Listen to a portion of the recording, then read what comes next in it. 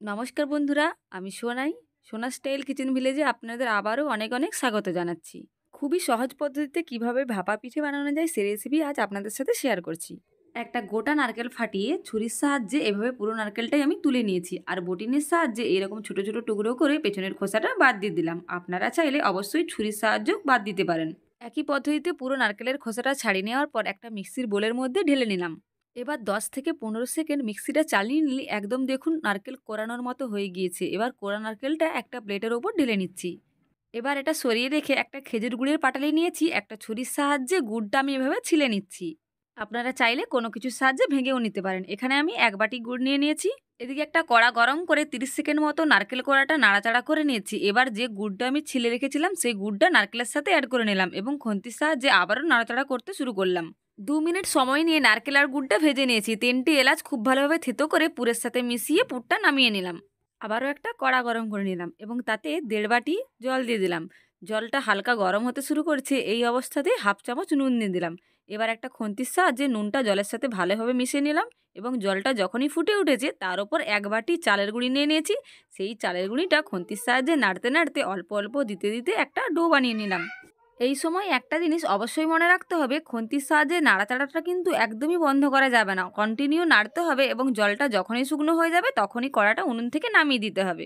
শুকনো গুঁড়িটা ভালোভাবে মেশানো হয়ে গেলেই এদিকে একটা থালা নিয়ে নিয়েছি। থালার ওপর কিছুটা শুকনো গুঁড়ি আগে থেকেই ছড়িয়ে রেখেছিলাম, তার ওপর এই ডোটা নামিয়ে নিলাম। এবার হালকা একটু ঠান্ডা করে নেওয়ার পরে মোটামুটি গরম থাকবে সেই অবস্থাতেই অল্প অল্প শুকনো গুঁড়ি দিয়ে 5 থেকে 6 মিনিট দেবে নেব। এবার এই ডোটা দুভাগে ভাগ করে নিলাম। একটা ডো সুন্দরভাবে গোল করে নেয়ার পর বেলনার ওপরে কিছুটা শুকনো গুঁড়ি ছড়িয়ে দিলাম এবং ডোটা বসিয়ে দেওয়ার পর হাতের সাহায্যে একটু চেপে গোল করে নিলাম। এবার একটা বেলনি কাঠের সাহায্যে রুটির মতো করে চারকোনা সাইজের বেলে নিলাম। অবশ্যই এটা রুটির থেকে একটু মোটা করে বেলে নিতে হবে। যে পুরটা আগে থেকেই বানিয়ে রেখেছিলাম সেই পুরটা আমি এই রুটির ওপর চারকোনা শেপে বিছিয়ে নিলাম এবং একটা ছুরির সাহায্যে রুটিটাও চারকোনা শেপেই কেটে নিলাম। অবশ্য আপনারা চাইলে পুরটা বেছানোর আগেও রুটিটা চারকোনা শেপে কেটে নেওয়ার পর পুর বিছিয়ে নিতে পারেন। এবার 2 হাতের সাহায্যে পুরসহ রুটিটা এইভাবে রোল করতে শুরু করব। আমি কিভাবে করছি আপনারা একটু ভালোভাবে লক্ষ্য করুন। খুব চাপার দরকার নেই, কিন্তু পুরো এপাশ থেকে ওপাশ যেন সুন্দরভাবে রোল হয় সেদিকটা একটু লক্ষ্য রাখতে হবে। এবার সবশেষে যেই রুটির শেষ অংশটা আছে সেই শেষের অংশটা একটু আঙুলের সাহায্যে রোলের উপর চেপে নিতে হবে এবং একটু হাতের সাহায্যে চাপ দিয়ে রোলটা গড়িয়ে নিতে হবে। একই পদ্ধতিতে বাকি যে ডোটা ছিল সেটা বেলে নিয়েছি এবং চারকোনা শেপে পুর বিছিয়ে নিয়েছি, আর একটা ছুরির সাহায্যে রুটিটাও চারকোনা শেপে কেটে নিয়েছি। এবার আগেরই মতো একই পদ্ধতিতে 2 হাতের সাহায্যে রোল বানিয়ে নিলাম। এবার ভাপিয়ে নেওয়ার জন্য দুটো রোল একদমই রেডি হয়ে গিয়েছে। অন্যদিকে একটা কড়াতে বেশ কিছুটা জল গরম করতে দিলাম এবং তার উপর একটা ফুটো করা থালা বসিয়ে দিলাম।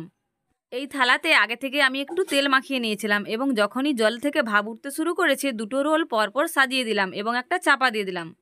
এইভাবেই পিঠেগুলো 15 মিনিট ভাপিয়ে নিলাম। 15 মিনিট পর ভাপ থেকে পিঠেগুলো নামিয়ে নেওয়ার পর একদম খুব ভালোভাবে ঠান্ডা করে নিলাম। এবার একটা ছুরির সাহায্যে কেটে দেখিয়ে দিচ্ছি আপনাদের, দেখতে পিঠাটা কতটা অপূর্ব হয়েছে। পিঠাটা দেখতে যতটাই সুন্দর হয়েছে খেতেও তার থেকেও ভীষণ মজাদার হয়েছিল। আমার এই ভিডিওটি যদি আপনাদের ভালো লেগে থাকে তাহলে অবশ্যই একটা লাইক, কমেন্ট এবং শেয়ার করুন। আর যাদের চ্যানেলটি সাবস্ক্রাইব করা নেই তারা আমার চ্যানেলটি সাবস্ক্রাইব করে আমার পাশে থাকুন। ফিরে আসছি অন্য একটি রেসিপি নিয়ে পরের ভিডিওতে। ততক্ষণের জন্য সুস্থ থাকুন।